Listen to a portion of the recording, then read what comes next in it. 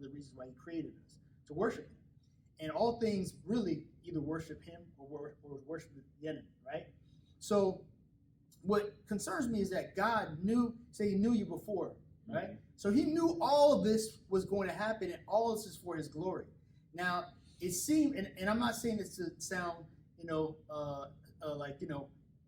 non-religious or what, because I believe in God, but I'm thinking in my mindset for other people who don't believe in God, who don't have an understanding of who God is and the concepts of God. I'm just playing advocate.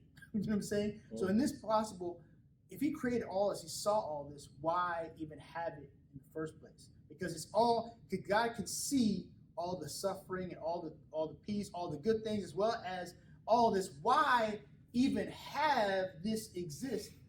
Is it only for the glory of God? Okay. And why? What's the greatest pleasure that you would have in any relationship is a person that's in love with you of their own free will. Yeah. Not a person you made to love you. Correct. Even though you want the person to love you, you can give the person every reason to love you, but you still can't force that person to love you. So the ultimate thing in what God has created is the fact that I created it to make a choice and decision whether to worship me or not. But of course I want it to. And when it does, that's the greatest admiration. That's the greatest honor. That's something that was created in and of itself to be different if it so chooses to, but to actually give me back that worship. Think about it.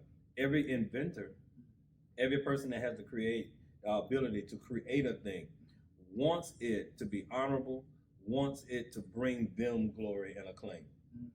We're doing this podcast in and of ourselves, of course, to influence and to inspire. But at the same time, when it's recognized and people begin to receive from it, and they begin to experience what it is that you're implementing, then it brings the podcast glory and honor.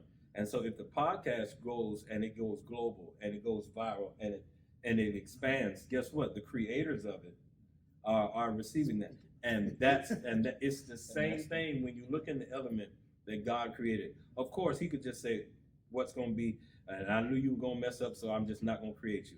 But that wasn't the heart of God. The Bible says that he loved so much that he gave. And that's the whole heart that God created from himself to bring into existence what he thought. Now watch this.